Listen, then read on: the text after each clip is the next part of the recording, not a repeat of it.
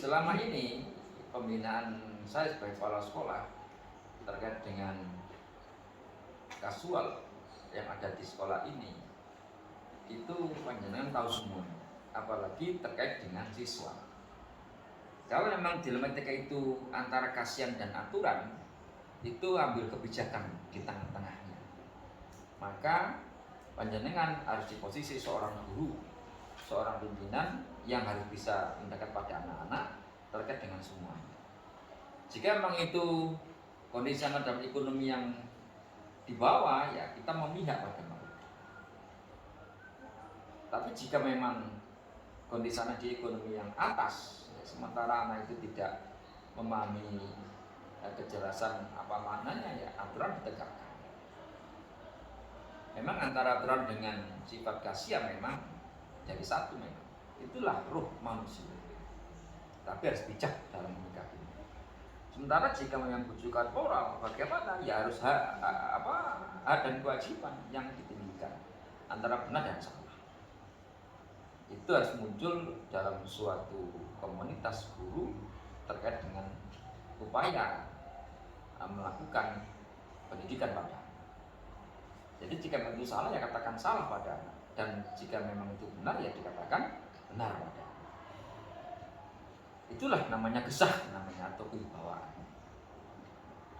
Jadi antara kewibawaan seorang guru dan pengambil decision maker keputusan pada dilema etika, itulah seorang leader atau pemimpin yang dibutuhkan di sana.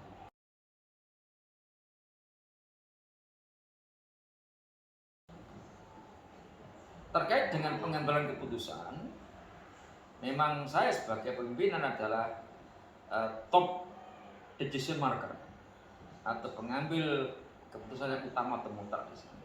Tapi untuk di SMI 2 Pandaan, manajemen silaturahmi dan manajemen demokrasi yang saya terapkan di sini, ini menjadi tolok ukur dari pengambil keputusan di sekolah saya. Ada 3 wakil di sana, ada urusan di sana. Maka kita kembalikan pada semua pokok permasalahan itu. Jika itu pokok permasalahan pada arah kesiswaan, maka kesiswaan itu sendiri yang akan memberikan keputusan sebelum ke saya. Seperti itu cara pengambilan keputusan yang terbaik. Sementara kesiswaan tidak ansip pengambilan keputusan dengan sendiri karena apa? Kesiswaan dibantu oleh tim tatip, dibantu oleh BK, wali kelas yang notabene adalah aparatur kesiswaan yang ada di sekolah ini. Baru atas dasar pertimbangan mereka itulah kesiswaan mengambil keputusan dan sikap yang tepat untuk anak-anak. Jika itu manfaatnya sudah terkait dengan kesiswaan. Jika permasalahan dekat dengan guru, ya, maka para waka-waka ini yang akan nanti mengambil keputusannya langsung dengan saya sebagai kepala sekolah terkait dengan pengambilan keputusan. Inilah namanya delegasi tugas atau manajemen bertingkat terkait dengan manajemen silaturahmi yang saya tegakkan di sini.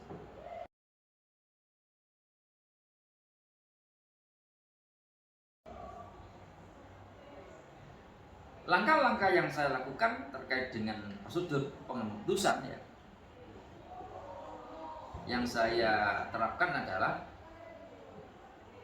bottom up policy, dari bawah kemudian langkah ke atas. Jadi identifikasi masalah dari yang terbawah, contoh ya, jika ada permasalahan siswa, ya, wali kelasnya, ya, kemudian guru BK, ya, kemudian ke kesiswaan, ya, baru ke kepala sekolah. Seperti itu. Itu langkah-langkah yang harus kita tempuh. Nah, jika itu permasalahan di tubuh guru, ya, atau tubuh tenaga pendidikan, ya, maka saya lakukan identifikasi dulu. Bagaimana kejadiannya, apa yang terjadi, mengapa, ya, dengan sistem 5W1H itu, ya. Jadi what, when, where, apa itu, why, how, ya. Seperti itu. Baru saya mengambil tindakan.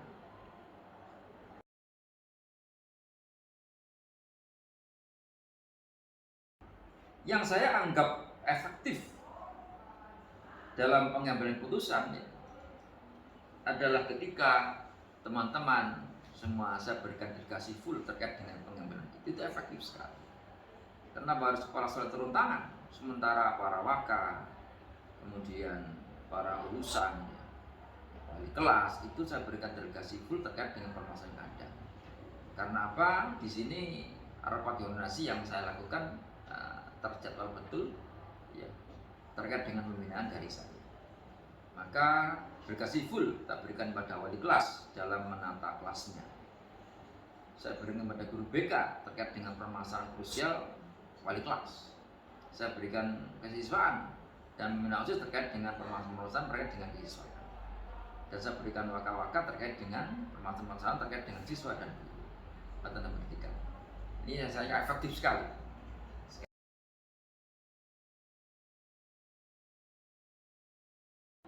Sebenarnya semua permasalahan dilematika itu tantangan ya.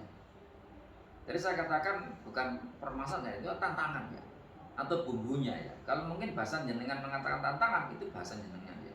Kalau saya mengatakan bumbunya kan. Jadi semua permasalahan dilematika adalah tantangan panjenengan sebagai seorang guru. Karena guru itu bertugas 7 tadi itu, mendidik, mengajar, melatih, membimbing, membina, ya, mengarahkan, ya, menilai, mengevaluasi kan seperti itu. Jadi itu tantangannya guru sebagai seorang guru. Kalau hanya landai-landai saja, ya pinter kabeh lah ono guru seperti itu ya. Kalau memang itu pandai kabeh, jadi guru kabeh. Tapi kalau mungkin ada anak seperti itulah tantangannya seorang.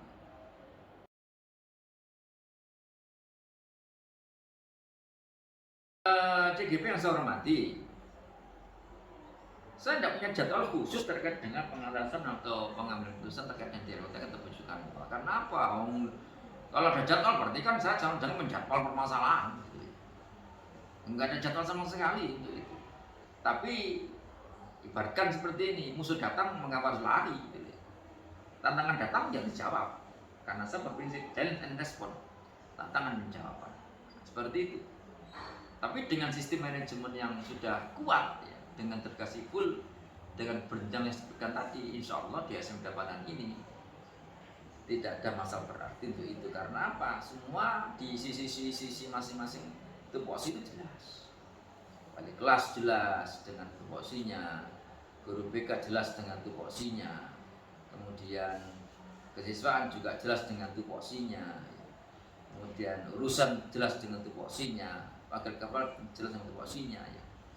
Hanya prosedur atau cara dan teknik itu harus dilalui dengan, dan insya Allah masing-masing person yang satu tadi sudah saya berikan briefing terkait dengan koordinasi GTK ya, yang terjadwal itu ya, tentang prosedur teknis dan teknis bagaimana jika ada permasalahan terkait dengan peserta didik dan sebagainya.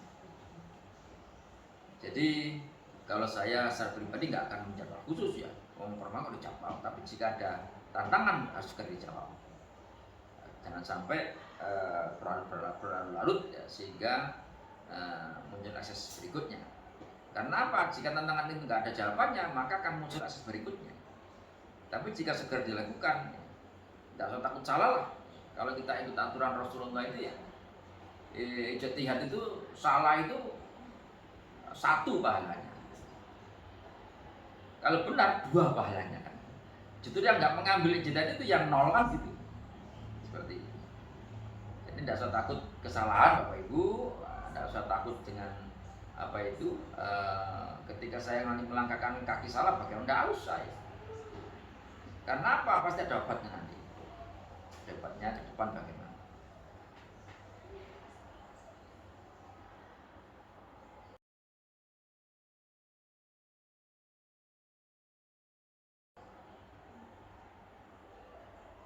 Sebenarnya yang membuat lancarnya manajemen SM Daman ini adalah karena masing-masing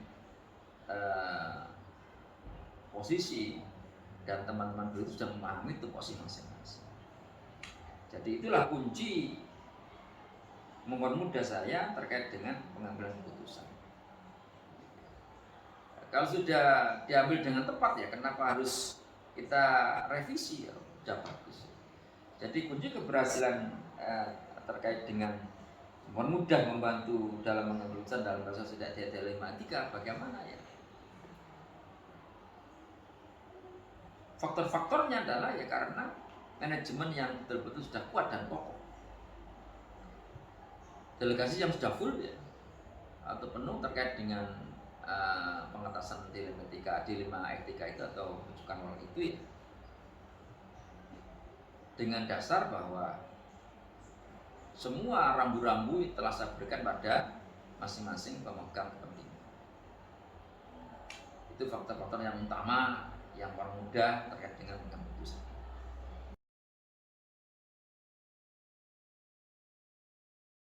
Karena bertanya kepada kepala sekolah, karena kepala sekolah sendiri banyak yang diambil terkait ini sehingga menerapkan seperti ini. Kalau saya sendiri mengambil kesimpulan dari sekolah-sekolah yang saya pegang itu ya memang berbeda-beda terkait dengan manajemen. Cuma di sini di Pantan 2 ini memang saya berikan kalau saya boleh mengatakan dengan istilah total quality management. Total quality management. Jadi manajemen berkualitas total ya, menyeluruh dengan pendekatan holistic approach saya, pendekatan yang menyeluruh.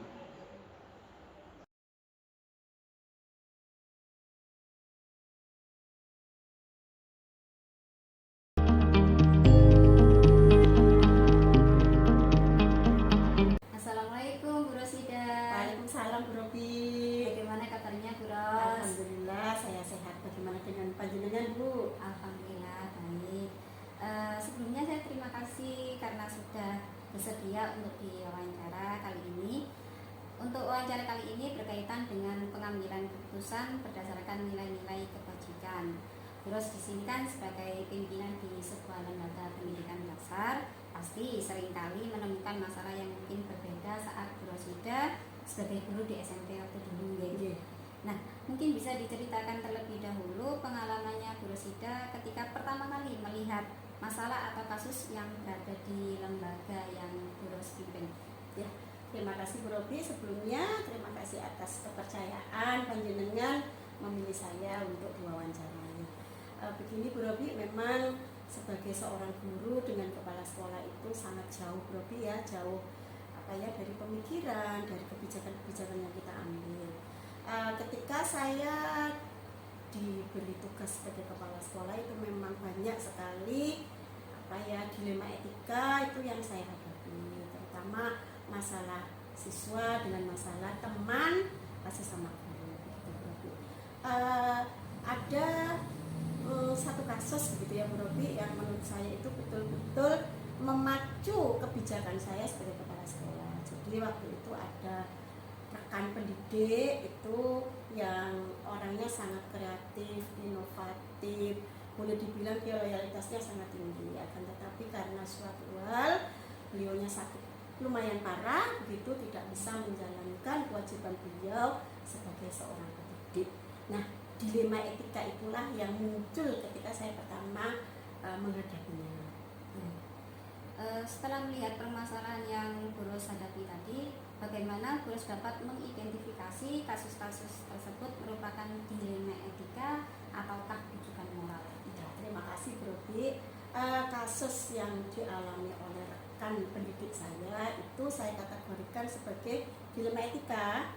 Begini Bu Robi, saya membedakan itu dilema etika ataukah rujukan moral itu saya hanya mengambil sederhana saja. Kalau dilema etika itu berarti benar dimusuhkan dengan benar, gitu ya, benar dengan lawan benar. Kalau rujukan moral itu jelas sesuatu hal yang melanggar ditabrakkan dengan kebajikan atau kebenaran. Nah, kasus teman saya itu saya maknai sebagai dilema etika karena apa yang diperbuat teman saya itu benar, tinggal kebijakan dan sikap saya saja yang harus saya tentukan agar masalah itu bisa terselesaikan. Lalu kemudian Bu Ros, bagaimana Bu Rosida menjalankan pengambilan keputusan di sekolah yang Bu Rosida pimpin, terutama untuk kasus-kasus di mana ada dua kepentingan yang sama-sama benar atau sama-sama mengandung nilai kebajikan? begini Bu Robi, mengambil suatu keputusan itu memang sesuatu yang tidak gampang gitu ya. Banyak kepentingan-kepentingan di dalamnya. Cuman yang saya jadikan prinsip adalah yang pertama, bahwa apa yang saya lakukan itu menurut saya adalah benar dulu, bahwa saya akan meluruskan sesuatu yang betul itu betul, yang salah itu salah. Itu yang pertama. Yang kedua adalah saya ambil dari sisi manfaat dan mudaratnya. Ketika keputusan yang saya ambil nanti itu pertimbangannya adalah dari sisi manfaat untuk anak-anak didik saya dan manfaat untuk sekolah saya. Jadi ketika manfaatnya itu lebih besar, maka saya berani memutuskan itu benar, gitu Bu. Ya.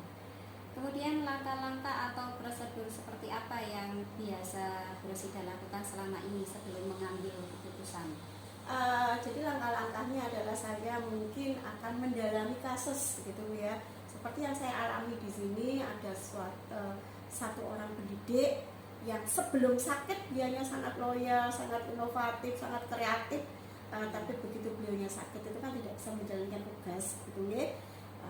Itu saya akan memahami dulu kasus dari pendidik tersebut. Saya akan bertanya kepada baik itu yang pro dan kontra dengan guru tersebut.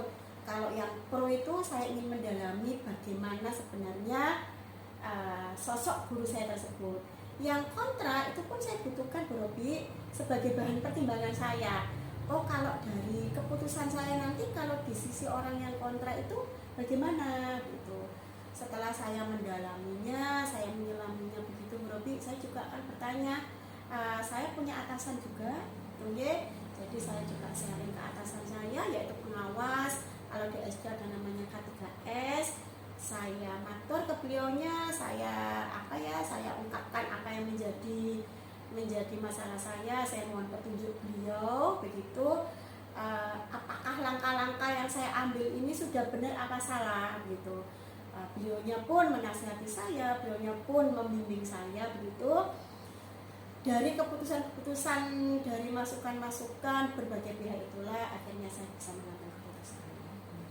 Ya. Kemudian hal-hal apa saja yang selama ini Bu Rosida anggap efektif dalam pengambilan keputusan pada kasus-kasus dilema etika?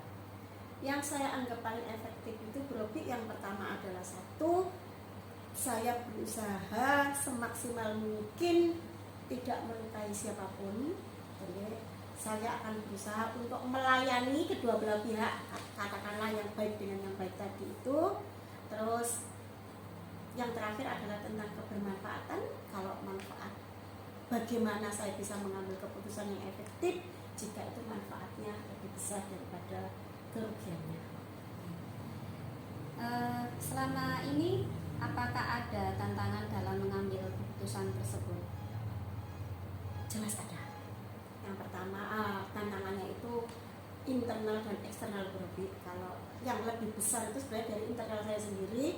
Jadi sebagai kepala sekolah, ketika saya memutuskan sesuatu, itu terus terang Bu Robi, saya memakai hati, pikiran, tubuh saya semuanya itu saya bolak-balik, saya ambil manfaatnya, saya ambil mudorotnya, begitu Bu Robi.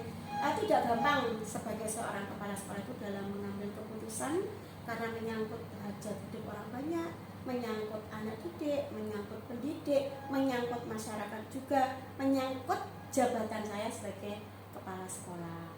Jadi saya akan mempertimbangkan banyak hal, gitu Bu. Kemudian apakah Bu Rosida memiliki sebuah tata cara atau jadwal tertentu dalam sebuah penyelesaian kasus dilema etika? Kalau misalkan ada, apakah Bu Rosida langsung menyelesaikannya di tempat atau memiliki sebuah jadwal khusus untuk menyelesaikannya? Bentuk dan prosedur seperti apa yang Bu Rosida jalankan? Kalau untuk jadwal tertentu mungkin tidak ada Bu Robi, jadi bolehlah bersifat insidental gitu. Kalau jadwal tertentu itu hanya ketika rapat-rapat umum saja, itu hal baik akan saya sampaikan. Tetapi untuk dilema etika itu ketika ada kasus, itu baru saya akan mulai bergerak untuk mengidentifikasi, untuk menyelesaikan dan sebagainya. Terus prosedur yang saya gunakan itu tadi yang saya sebutkan, bahwa saya akan memahami dulu, mengidentifikasi dulu permasalahan yang muncul. Setelah itu akan saya pertimbangkan baik buruknya, saya pertimbangkan manfaat dan kerugiannya. Setelah itu saya akan berkonsultasi kepada atasan saya dulu. Terus saya juga memikirkan bagaimana nanti ketika keputusan itu saya ambil. Jadi itu mungkin sebenarnya. Apakah ada seseorang atau faktor yang selama ini mempermudah atau membantu Bu Rosida dalam mengambil keputusan dalam kasus-kasus dilema etika? Ada Bu Robi, terus terang ketika masalah itu terjadi di sekolah Bu Robi, saya bingung sekali, saya harus berbuat apa gitu. Saya pikirkan, saya bawa masalah itu di rumah. Kebetulan saya juga punya suami seorang kepala sekolah, jadi beliau tempat sharing saya sering saya punya masalah begini. Ketika panjenengan juga mengalami kasus seperti ini, kira-kira bagaimana menyelesaikannya? Terus ketika saya sudah memutuskan, saya memutuskan ini, menurut kamu bagaimana keputusan ini, baikkah? Nah, dari sharing-sharing saya dengan suami saya tadi itu, akhirnya kadang itu memantapkan saya, oh ternyata keputusan saya itu betul, oh ternyata yang saya ambil itu salah, jadi saya akan berubah lagi. Terus yang kedua adalah dari teman terdekat di sekolah, jadi saya juga meminta pertimbangan teman terdekat di sekolah, kalau ini saya putuskan itu bagaimana. Dan yang terakhir mungkin adalah dari atasan saya Bu Robi. Langkah terakhir ketika saya sudah memutuskan, maka akan saya konsultasikan ke atasan saya. Ketika atasan saya itu katakanlah oke, maka itu saya putuskan. Tetapi ketika ada pertimbangan begitu, maka akan saya pertimbangkan lagi. Gitu. Ini terakhir Bu Rosida, dari semua hal yang telah disampaikan tadi, pembelajaran apa yang dapat Bu Rosida petik dari pengalaman mengambil keputusan dilema etika? Pengalaman atau pelajaran berharganya adalah bahwa Bu Robi mengambil keputusan itu sangat sulit. Padahal dilema etika itu kan jelas Bu Robi ya, baik dengan baik. Baik dengan baik saja itu sangat sulit Bu Robi, karena banyak kepentingan yang harus kita pikirkan, banyak manfaat ataukah kerugian yang harus kita hadirkan. Jadi dalam mengambil sebuah keputusan itu harus dipikirkan matang-matang, harus meminta pertimbangan kepada orang-orang yang kita anggap tepat gitu. Dan yang terakhir adalah kita berserah diri kepada pencipta kita, bahwa keputusan yang kita ambil itu adalah jalan menuju kita jalan kebenaran yang akan dihasilkan nanti. Terima kasih Bu Rosida atas Sama-sama.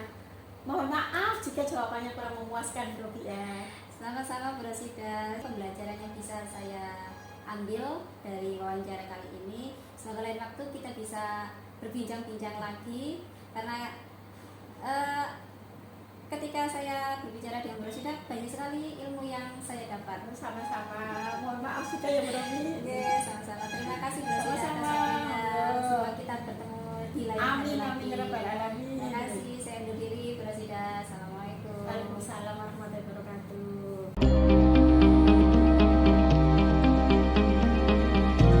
Assalamualaikum Pak Nato. Bagaimana kabarnya? Waalaikumsalam warahmatullahi wabarakatuh. Alhamdulillah baik Bu Robi. Terima kasih Pak Nato sudah bersedia untuk wawancara kali ini. Wawancara kali ini berkaitan dengan pengambilan keputusan berdasarkan nilai-nilai kebajikan. Pak Nato sebagai pimpinan di sebuah lembaga pendidikan dasar pasti seringkali menemukan masalah-masalah yang mungkin berbeda saat Pak Nato menjadi guru di SMP waktu itu. Ya, bisa jadi untuk jadikan ini dasar untuk dia pindah ke sekolah yang lain. Setelah melihat permasalahan yang Bapak hadapi tadi, bagaimana Bapak dapat mengidentifikasi kasus-kasus lainnya tersebut merupakan dilema etika atau rujukan moral, Pak? Saya melihat sebuah kasus itu, saya lihat dulu kasus ini dari sisi benar dan salah. Kasus ini itu misalnya ketika kita menimbulkan ya, kasus ini menimbulkan apakah dari satu sisi itu ada benar ataupun salahnya saja. Kemudian yang paling besar itu yang mana? Itu yang jadikan dasar saya untuk memutuskan satu kasus. Kemudian juga nanti barangkali banyak pertanyaan yang lain. Itu ketika saya apakah itu masuk ke dalam dilema etika sebagai dilema ataukah itu sebagai rujukan moral. Jadi Lalu bagaimana Bapak menjalankan pengambilan keputusan di sekolah yang Anda pimpin, terutama untuk kasus-kasus di mana ada dua kepentingan yang sama-sama benar tadi atau sama-sama yang mengandung nilai keetikan? ya, jadi yang ini berarti yang menimbulkan dilema etika ya. Iya. Ketika saya seperti kasus yang saya ceritakan itu, kalau menurut saya itu adalah menimbulkan dilema etika. Di satu sisi itu ada satu keputusan, satu pertentangan yang disampaikan teman saya itu adalah ada nilai kebenarannya, karena bagaimanapun nilai itu ada prosesnya. Saya juga tidak melihat itu dari satu sisi itu juga, tetapi saya melihat kasus ini,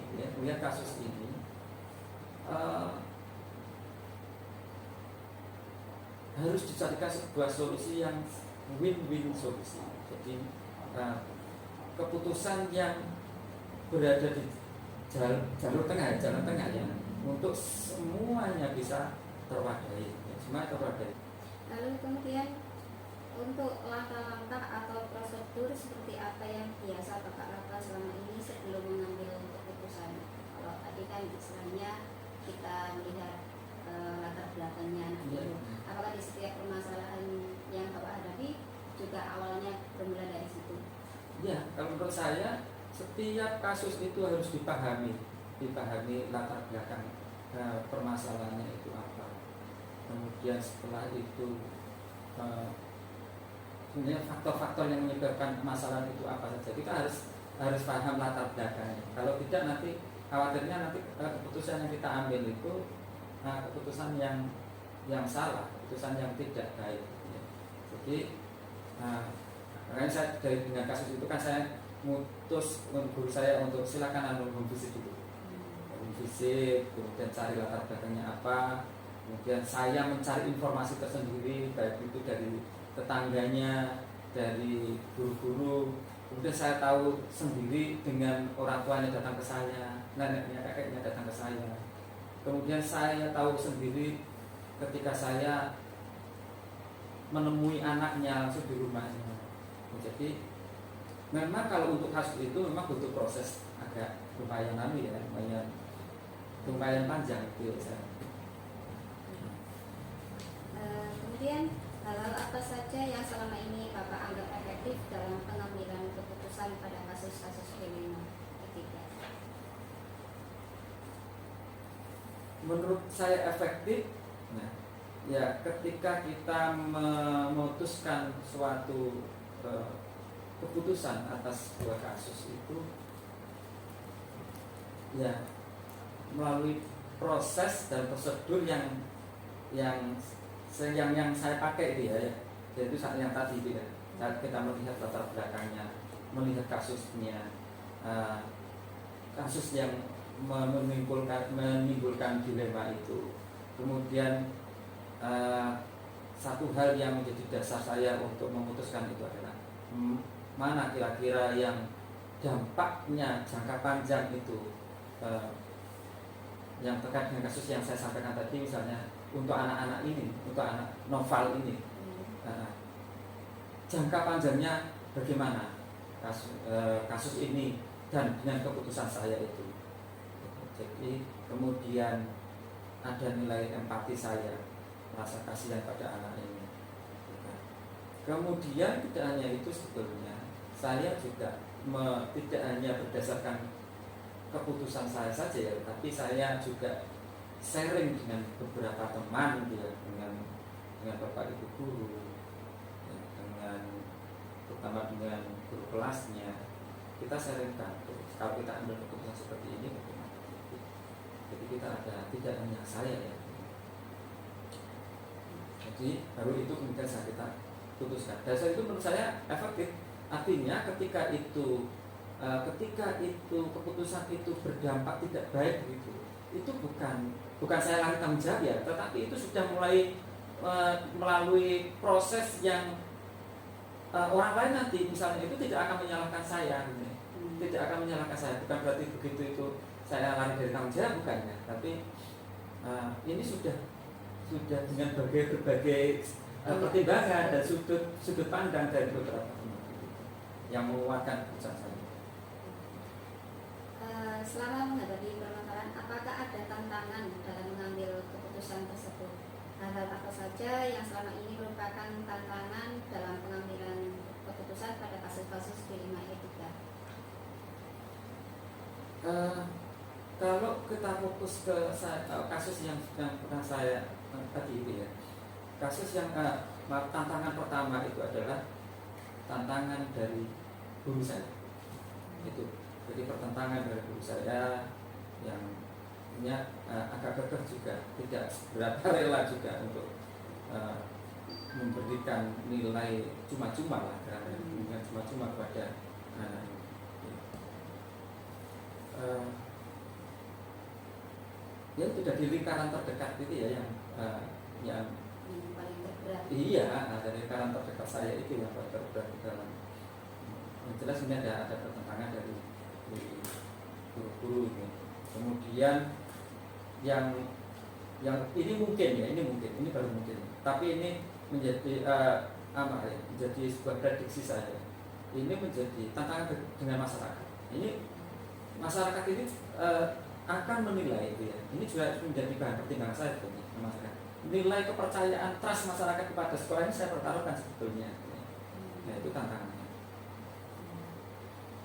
Apakah Bapak memiliki sebuah tata kelola atau jadwal tertentu dalam sebuah penyelesaian kasus dilema etika? Apakah Bapak langsung menyelesaikan di tempat atau memiliki sebuah jadwal untuk menyelesaikannya, bentuk atau prosedur seperti apa yang Anda jalankan? Kita lihat kasusnya. Kalau kasus itu sekiranya bisa saya selesaikan sendiri dengan itu, ya kita selesaikan langsung. Tetapi ketika kasus itu melibatkan banyak orang, yang tentunya melibatkan banyak orang, artinya itu seperti yang kasus novel itu kan, saya harus melibatkan bapak ibu guru di sekolah saya, kemudian saya juga melibatkan orang tuanya juga saya pertimbangkan kepada dampaknya pada masyarakat juga, kepercayaan masyarakat pada sekolah. Itu tentunya juga kita tidak bisa langsung putuskan langsung. Adakah seseorang atau faktor-faktor yang selama ini mempermudah atau membantu Anda dalam pengambilan keputusan dalam kasus-kasus dilema etika ini? Ya tentu banyak. Jadi saya tidak bisa putuskan sendiri untuk kasus-kasus yang sifatnya membutuhkan membutuhkan bantuan orang lain. Artinya tidak hanya berdasarkan keputusan saya pribadi gitu ya. Tentunya saya harus berkonsultasi atau mencari alternatif solusi ya, terutama dari bapak ibu guru. Bapak ibu guru ini juga saya sampaikan pertimbangan. Kemudian yang saya lebih lagi itu saya harus konsultasi dengan atasan saya. Itu jelas itu. Supaya ketika saya putuskan itu tidak menyalahi aturannya. Jadi saya tidak dipersalahkan oleh atasan saya. Saya harus konsultasi dengan pengawas. Ya, konsultasi dengan pengawas itu. Kemudian juga saya minta pertimbangan juga pada teman saya, istri saya, istri saya jadi kepala sekolah. Seandainya dapat kasus seperti ini, itu apa keputusannya? Berarti berbagai pihak Pak ya? Iya. Yang terakhir nih Pak, dari semua hal yang telah disampaikan, pembelajaran apa yang dapat Anda petik dari pengalaman Anda mengambil keputusan dilema etika? Jadi kalau menurut saya pengalaman atau pembelajaran yang bisa saya petik dari pengambilan keputusan ini. Jadi kalau menurut saya sebuah kasus itu tidak bisa kita secara serampangan kemudian kita putuskan. Harus kita pertimbangkan dari banyak sisi ya. Kita pertimbangkan kepentingan yang paling mudaratnya ya, paling kecil, mundur itu kecil ya, Ya. mundurnya paling kecil, kemudian kemaslahatan yang paling, itu yang kita pertimbangkan. Kemudian keputusan itu adalah keputusan yang harus yang win-win solution. Jadi jalan tengah yang semua berterima, yang bisa berterima. Dari 4 prinsip, 3 ada 4, 3 paradigma dan 9 itu juga menurut saya itu harus kita lalui. Kalau ada satu saja dari 9 pengujian itu, ada satu saja itu keputusan kita itu layak kita tinjau ulang. Menurut saya layak kita tinjau ulang. Jadi menurut saya tidak bisa satu keputusan dari sebuah permasalahan itu kita ambil secara serampangan, harus kita pertimbangkan dari semua. Jadi atas kasus ini jangan sampai ada yang tidak berterima atas keputusan itu. Terima kasih Pak Narto atas wawancara kali ini. Semoga ini nanti menjadi pembelajaran bagi saya di dunia. Sama-sama. Terima kasih atas kesediaan waktunya. Assalamualaikum Pak Narto. Waalaikumsalam warahmatullahi wabarakatuh.